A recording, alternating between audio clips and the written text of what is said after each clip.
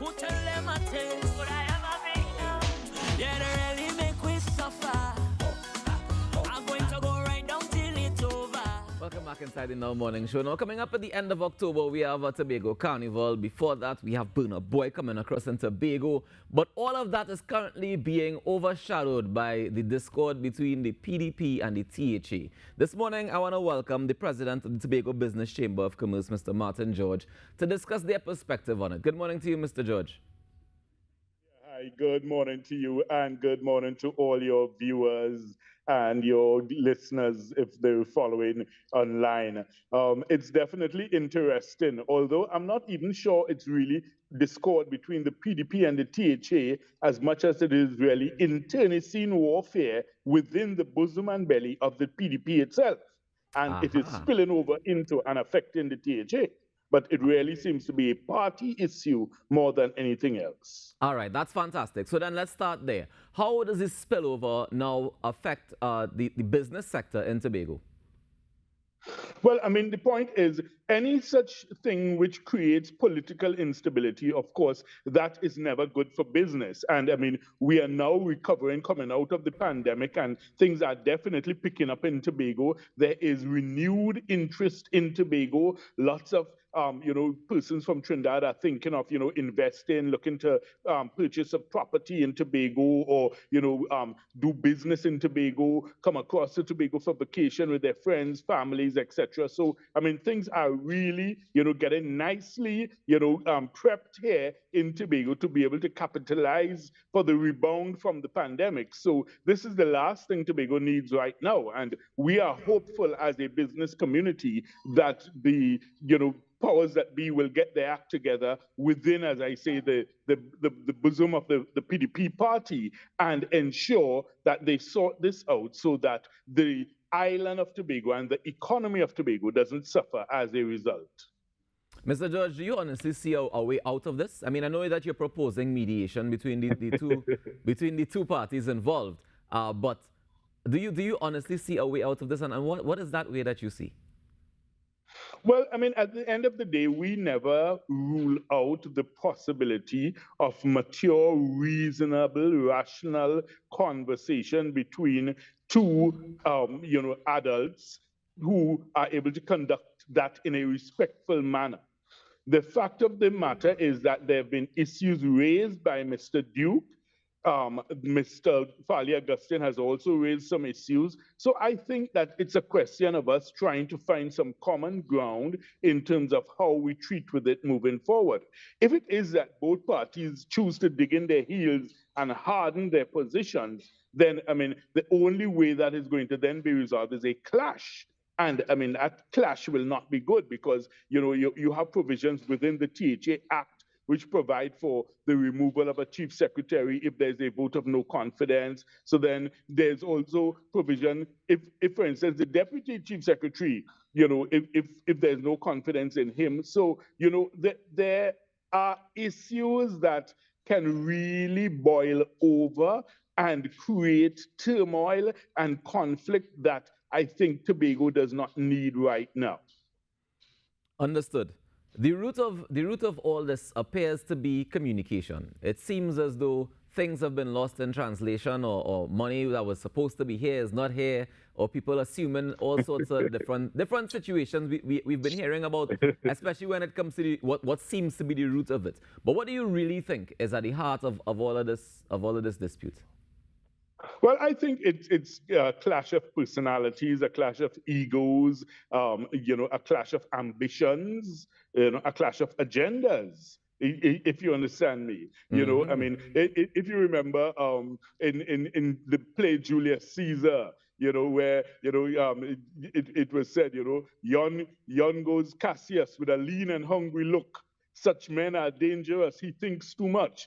So the point is you have persons who, I guess, have their ideas as to how things should go. Then you have others who feel, well, I mean, we think it should be run this way. And then, of course, Mr. Duke has already pulled out his ace to say, well, look, I am the founder of the party. I'm the one who brought you in here, so therefore you are accountable to the party. So he is pulling the party card to say, well, hey, listen, when it comes to party, I am the party, essentially. I think that's the essence of what Mr. Duke is saying. And I mean, of course, Mr.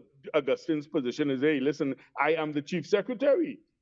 So I mean, I have a responsibility that is bigger than the party, if you follow me. And I mean, in a sense, he's quite correct, because your duty and role as chief secretary, it goes way beyond your responsibility to party. And but of course, you need to bear in mind, it's the party that has you there.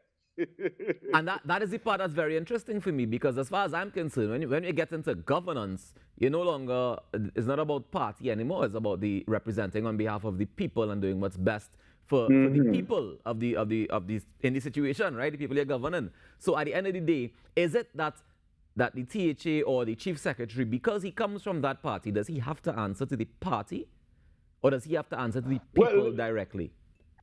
From a governance standpoint, I mean, he can, of course, take the high moral ground and say, look, I am trying to do what is good from, an administrative and legislative position for Tobago, for all of Tobago. But the practical reality is that, look, you have come from within the party, and the party can then determine, hey, listen, okay, we want to call a vote of no confidence, if you understand me.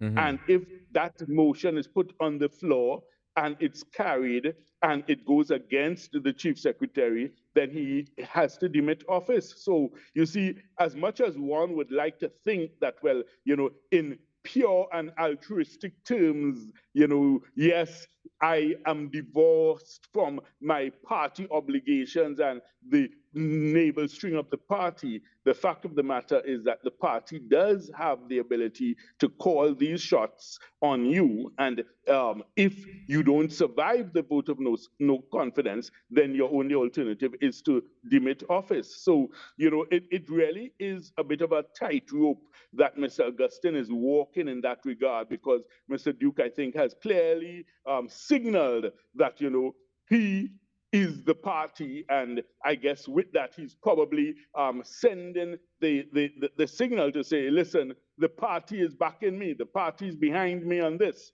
Of course, as to if it comes down to a vote within the assembly, it would be interesting to see where individual assemblymen vote, yea or nay.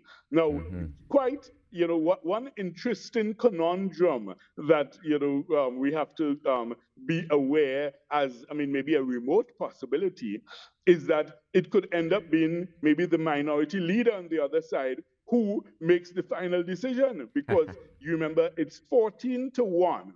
Yep. So if it is that Mr. Duke's faction, if it comes down to that, vote and they have 7 votes, and Mr. Augustine's faction votes and they have 7 votes to say, well, look, they are against the motion of no confidence. Mr. Duke's 7 say, yes, they are for the motion of no confidence to remove Mr. Augustine as chief secretary. Then the casting vote could actually come from Mr. Kelvin Morris, the minority leader, because he does have a say in it, because this is a motion that is put on the assembly floor. So it's very, very interesting. And, let's not think that a scenario such as that is impossible.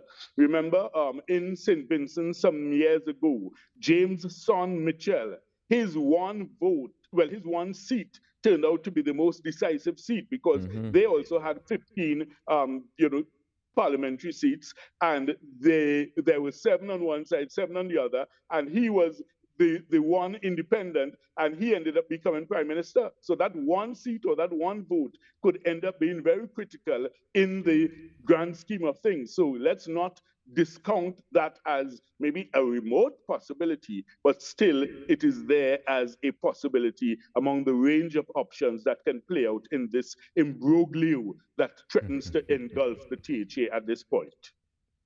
I love the description that you're giving, Mr. George. Very, very theatric. I love it.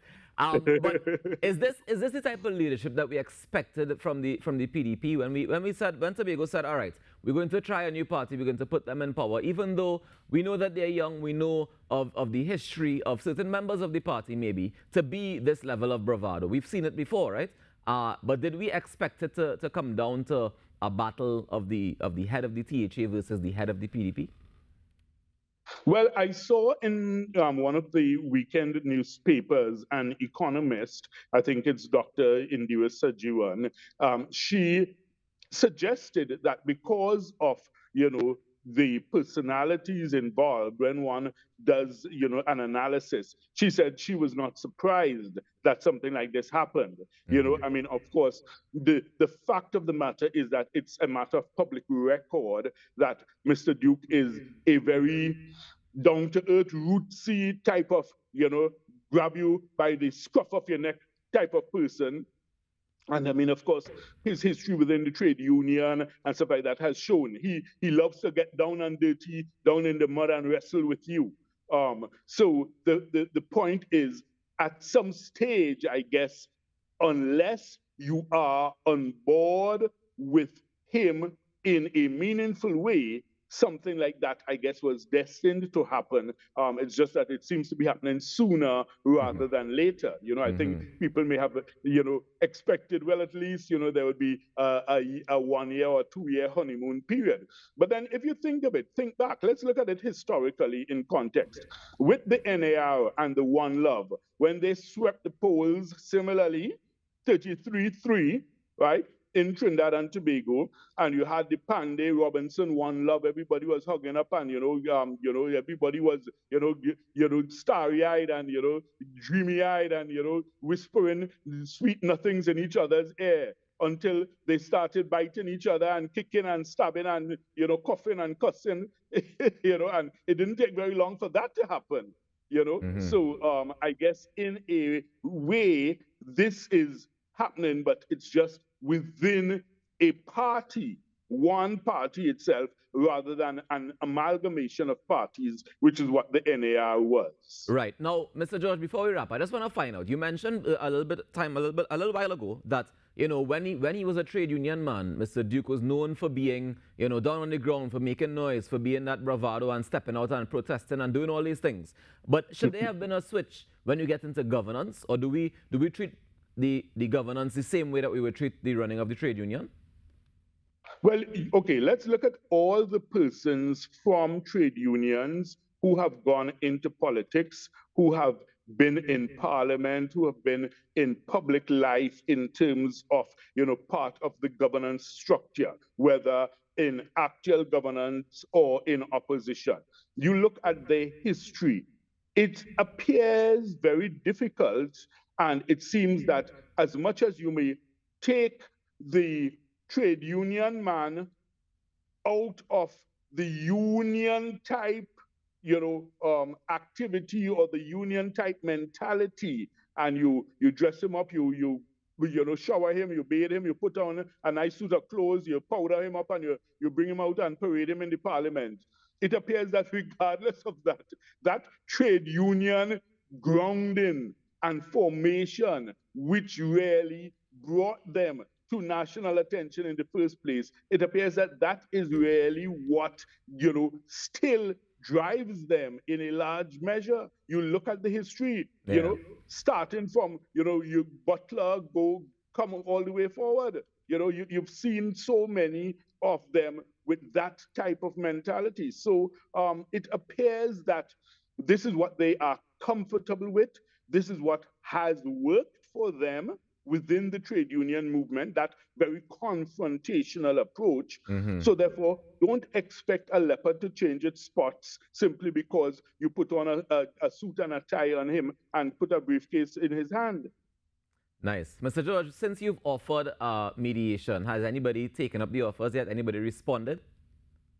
Well, lots of persons have reached out to me, but neither of the two gentlemen have directly addressed the issue with me, and I would prefer to leave it there until there's that willingness. Because at the end of the day, if you're talking conciliation, then there has to be that willingness, and for there to be a meeting of the minds in the first place. If that's not there, then there's no point in even trying to pursue those discussions. All right, Mr. George, we'll check in with you again to see how that is going and if there's been any change in it. And I hope that there is, so that we can come to some sort of settlement and resolution with this situation.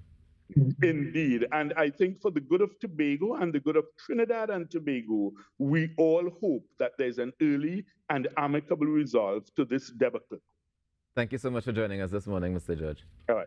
You're Take welcome. care. Have a great morning. You too. That's Martin George, the president of the Tobago Business Chamber of Commerce, just chatting about the impasse between the leader of the PDP and the leader of the THA. We'll take a quick break, and when we come back across to Trinidad to deal with the TTPS. Stay tuned. It's in our morning show.